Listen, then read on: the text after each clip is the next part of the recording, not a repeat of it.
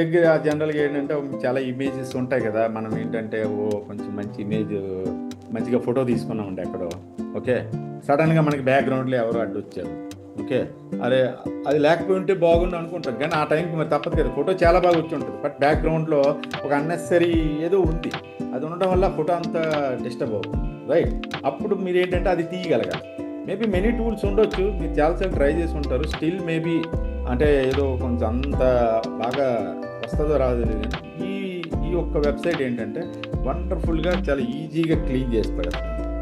ఇదేంటంటే clean pictures. ఇది ఎందుకు అంటే వై ఏ టూల్ అంటే ఇది కూడా 100% యూస్ఫుల్ అనమాట. ఏముండదండి, just clean up dot pictures అనమాట.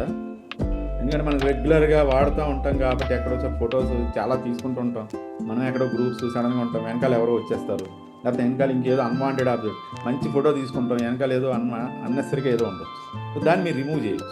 ఓకే, సింపుల్ అంటే క్లీనప్ డాట్ పిక్చర్స్ ఓపెన్ చేయండి. ఇందులోకి ఓపెన్ చేసి మీరు ఒక ఇమేజ్, నేను ఆల్రెడీ ఒక ఇమేజ్ డౌన్లోడ్ చేసి పెట్టాను, ఒక టైప్ ఆఫ్ ఇలా చూడండి. అంటే ఇలాంటి ఇమేజెస్ మీరు కూడా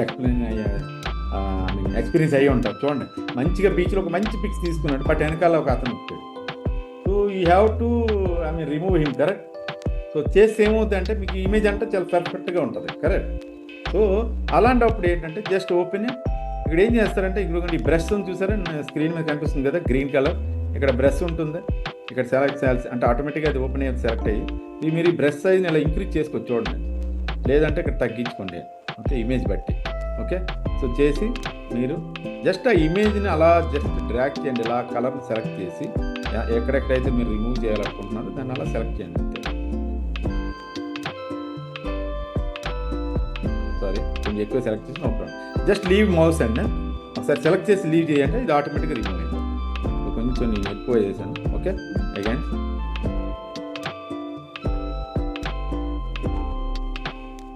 చూడండి, మీకేమి అక్కడ సి కూడా ఏమి డిస్టర్బ్ అవ్వలేదు, మీకేమి చూసారా క్లియర్గా ఇమేజ్ క్లియర్ అయిపోయింది. ఇలా మీరు ఏది ఇమేజెస్ మీరు ఇలా చేసుకోవచ్చు. డౌన్లోడ్ ఇట్టండి అంతే, డౌన్లోడ్ అయిపోయింది. మీరు ఓపెన్ చేసి చూస్తే మీకు ఇమ్మీడియట్గా క్లియర్గా ఆ ఇమేజే ఉంటుంది. అందులో చూసారా ఎక్కడ మీరు ఏదో రిమూవ్ చేసినట్టు కూడా ఉండదు.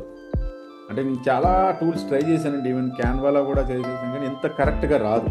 అంటే కొంచెం ఏమవుద్దంటే అక్కడ ఎక్కడైతే రిమూవ్ చేసామో అది ఏమవుద్దంటే కొంచెం దీన్ని అయితే ఫోటోషాప్లో వాళ్ళకన్నా చాలా కష్టపడాల్సి వస్తుంది. ఈ టూల్ ఆ టూల్ వాడి దాన్ని కొంచెం చేయాల్సి వస్తుంది. ఇక్కడ అసలు లేదండి, సింపుల్. ఈ టూల్ ఏంటంటే డైలీ 2 ఇమేజెస్ వరకు మీరు ఫ్రీగా చేసుకోవచ్చు. After 2 images you have to, it will ask for upgrade. So again you have to open into with another email and and use it. Simple కదా.